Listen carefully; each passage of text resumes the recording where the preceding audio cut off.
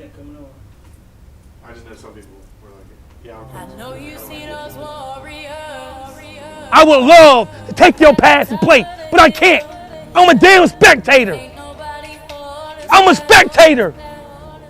Let me make those adjustments. We in 2-minute drill. I want the best cover guy on the field.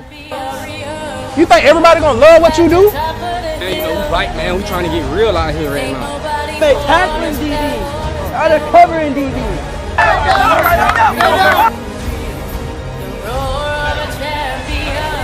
Get it.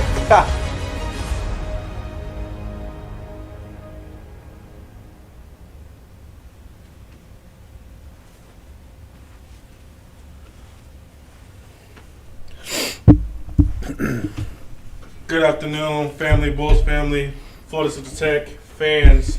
Hope all is well. We have Coach Harris today, defensive coordinator, here giving you guys some questions that you need to be answered, and he will be also answering questions that you have for him. So you guys are welcome to go ahead and ask him questions in the chat. So Coach Harris, tell us about yourself. Where are you from? Hey, I'm Coach Harris. I'm our defensive coordinator here at Florida Central Tech. I'm from Lynchburg, Virginia. Played linebacker at Frostburg State University. Then did my coaching career up there. Moved back to Virginia. Did a little bit of college coaching at ASA before COVID happened. Then moved back down here. Coached Celebration last season. And now I'm here, part of the Bulls Nation. Coach, what kind of culture are you looking to change at FC Tech? So really, the biggest thing here is trying to build a winning, competitive culture. Last week, us defensive guys sat down, really got into that stuff. We started talking about what kind of culture we wanted. We want to build a relentlessly competitive culture. We talked about competitive excellence. We're going to make sure that we are relentless at every step of the game, academics, on the field, off the field, everything. So we're going to build a competitive culture, and that way when we play on Saturdays, Sundays, Mondays for 3 hours, we're going to continuously be competitive no matter what. What is the main key of building the culture for you? For us, when we sat down as a coaching staff, we watched some videos of some very successful D1 coaches, and every one of them talked about relationships, building that brotherhood, building that trust between coaches and players. So we're going to build that culture where it's competitive, but it also they know and understand that we care and love them. So we're going to build relationships with our guys on and off the field. So that way, no matter what happens, they want to play for us because they do believe that we care about them. Coach, real quick question. Last year, talking about building culture at Celebration, you guys went to a program that lost a lot of games over its tenure. How was you guys able to go in there and change that narrative? So we came in, and Coach Mathis is here with us too now at Florida Central Tech. We came in and did a really good job of really changing it to where we were constantly competing. We were constantly working hard. We built a culture on, this is important. Football is important to you guys. We wanted to have a winning tradition, so we came in. We were very competitive every single day. We worked hard every single day. The weight room was big. We competed in practice. We were trying to fight for spots. Every day was an opportunity to compete, and that's how we kind of came in and changed the culture when it comes to the competitive side of things. We wanted to make sure we were competitive against everybody we played, even teams that traditionally were a lot better. We came in and competed. Coach, can you tell me how that mindset changed the season, changed kind of the outcome of how you guys have success? Yeah, so through spring, when I got there in the summer, we competed all the way through camp, and then you could see the difference in the mentality. One, they just had to be a little bit more football smart too, but then we went and competed. So we got to St. Cloud, and St. Cloud Celebration to never beat. We played them in the Kickoff Classic, and we beat them pretty handily. They started seeing that, okay, this is working. They won a spring game for the first time in years. So they saw it was working, so they continued to be competitive. Even when we played teams like Osceola, we took them into the half 7-0. Nobody was expecting it because they were building all the way up through the season on how to be competitive, how to be in big games, how to beat teams that they should beat. So we continued to be competitive throughout the year because of that fact. And by the time we got to the bowl game, we were running and we were on full cylinders, and it was easy to overcome that in our bowl game. That was good stuff.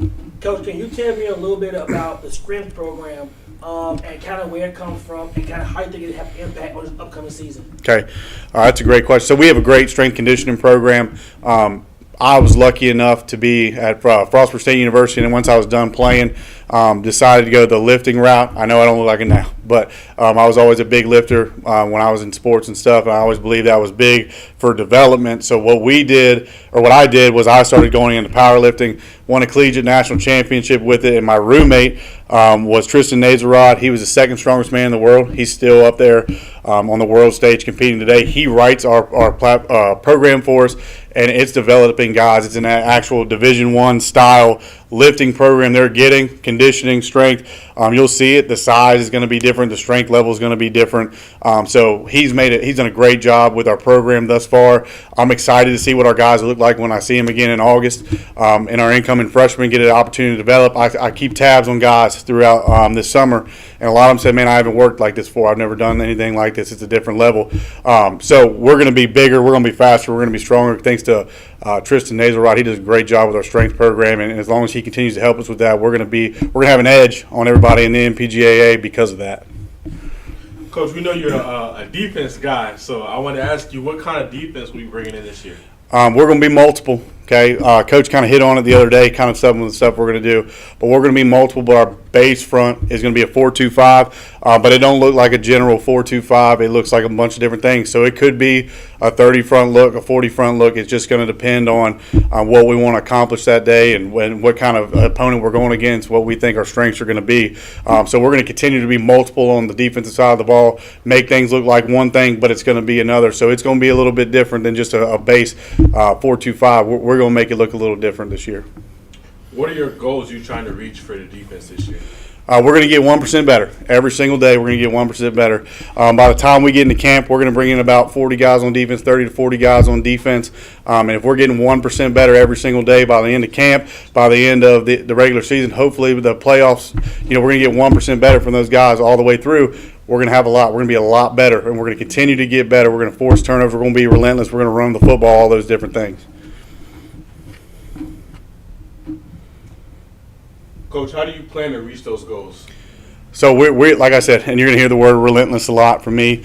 We're going to continue to be relentless. That's our motto for our defense this year, because we're going to be relentless in everything we do. We're going to have a lot of effort. We're going to be disciplined. We're going to have competitive excellence, which means we're going to compete at the highest level we possibly can with the guys we got. So we're going to continue to reach those goals by continuing being competitive, doing the right things, running on the football. We're going to pursue. We're going to be the best team in the NPGAA in pursuing. Even if we're not the most talented, we're going to be the best in what we do, because we're going to continue to have that relentless mindset of nobody's going to outwork us, nobody's going to outbeat us, nobody's going to outcoach us, nobody's going to outdo anything. So we're going to continue to be relentless, and we're going to reach those goals by the way or the things that we do on defense. So, Coach, is there any player, freshman, returning guy on the defense side of the ball you're excited about coaching this year? Yeah, so one returner that I've seen completely just transform himself is Jamon Jones. He came in, when I was at ASA College in Miami doing recruiting before COVID, I was recruiting him. Him and Jalen Spann, who's also here. I'm excited about him too. If they've developed into ball players. Now, they were ball players before, but they look completely different. They look like complete grown men. They look good. I'm excited about them. We got some really good talent coming in also. Tavares Little playing that safety position. He comes downhill, and he comes downhill fast now. He's a little bit undersized, but he comes downhill fast, and he's reckless with it, and I like that about him. We got a guy from Virginia. He's a nose tackle. He's 6'5", 290. Hard to not like a kid like that. So we got a lot of talent coming in. Just talked to a guy today, verbally committed to us, 6'5", 220, sitting at the defensive end spot. He's going to be a lot now. He's going to be a handful based on the film I've seen before. So we got a lot of good talent coming in on the defensive side of the ball. Now we got to bring them all together and be one unit, one team, and we're going to be completely relentless with all that talent that we have. Coach, that question about coming in the spring. You came in the spring, and right away you kind of got right into recruiting guys. I know you set up a lot of Zoom meetings. A lot of coaches came in here. What is your mindset on getting kids to college?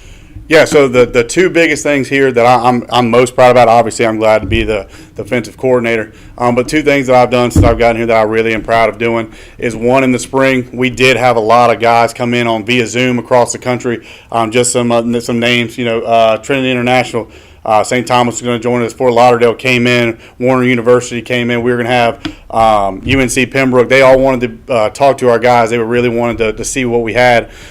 We've taken trips since I've been here. When it came to Weber, Warner, they love our guys. So, we're really excited about that part of where we're going to get these guys the exposure with the football piece. But my other thing that I'm really excited about is I get to handle most of the academic side of things, because if you don't have both academics and athletics, I can't take you nowhere. So what I'm doing is, since I've been here, really monitoring their academics and make sure they get that 2.5 or better, and that's the standard we're going to hold coming in fall, that if you fall below a 2.5, we're not going to play you because we can't take you nowhere if we don't have at least 2.5. So between the exposure and the academics, I'm excited for what our guys have, and as long as we hold those two things at the high peak of our program, we're going to get guys out and get them to different places. Coach, everyone knows about the major rivalries in Florida, like Miami versus Florida State, Florida versus Florida State. But I hear that there's a new rivalry brewing here in Florida. Can you tell me a little about that, Coach? Yep. So we got a new rivalry since we joined the NPGAA.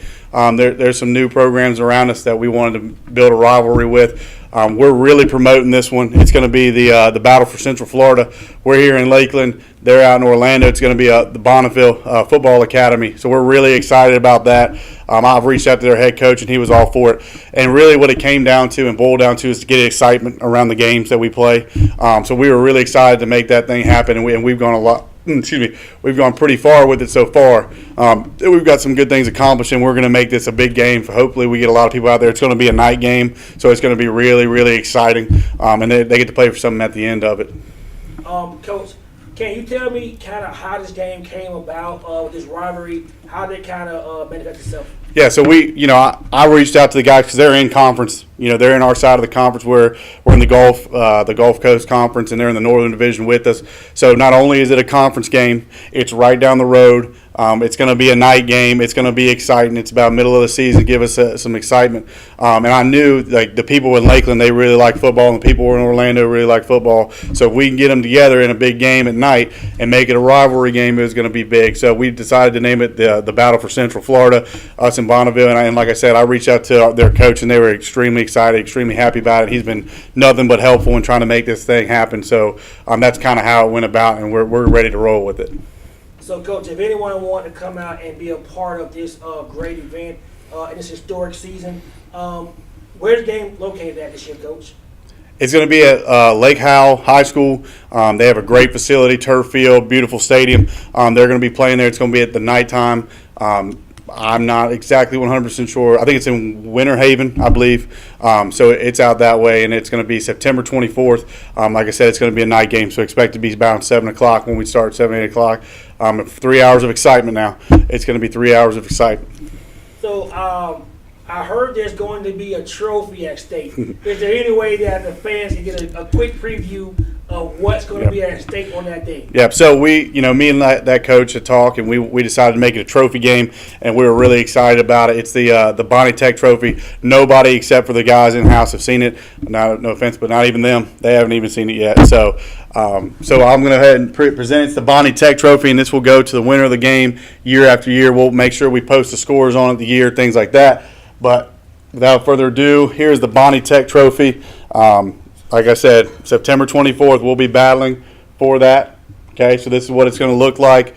We're excited now about it, and then they are too. So it's just going to give us a little bit more for our players to get juiced up and amped up to play another game. Obviously, if you got to get juiced up, it's not for you, but it's just a little extra to motivate them. So we decided to bring this in to be part of our rivalry to get some excitement going mid-season. So we're excited about it.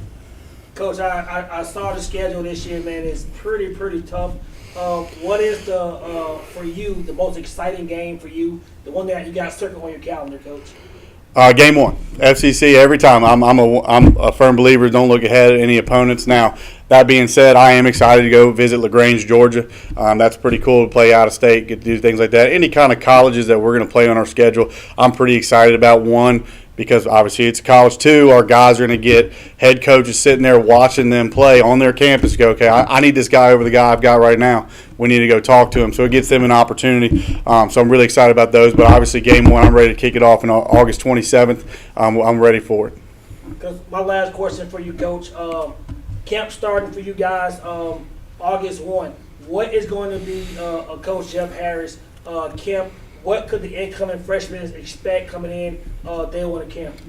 Grind, okay? That's going to be it. We're going to grind. Again, I'm going to say it again. It's going to get annoying. Relentless. We're going to be relentless. Everything to do. When we study film, you're going to be relentless on it. When we're learning a defense, you're going to be relentless on it. When we're in practice, you're going to run the football. You're going to do everything. We're going to be smart, but we're going to grind and we're going to work hard at everybody we go up against because I think hard work gets you past everybody else. If you want to work harder than everybody else, you'll get there. So it's going to be tough, but it's going to be rewarding because we're going to manipulate practice, all these different things to make it how your college schedule is going to be when you get to that 4-year university. We're going to manipulate it just like that. So this is their schedule they do. We're going to do something pretty similar to it so you get that actual feel. Coach, anything you want to tell the people out there before you go kind of in closing? Yeah, we're going to have an exciting season now. We got some good pieces coming in, some good coaches here. We're here for you guys. That's what we're here for mainly. So we're excited about it. We want to see you guys out there and repping us in blue and black. So, go Bulls.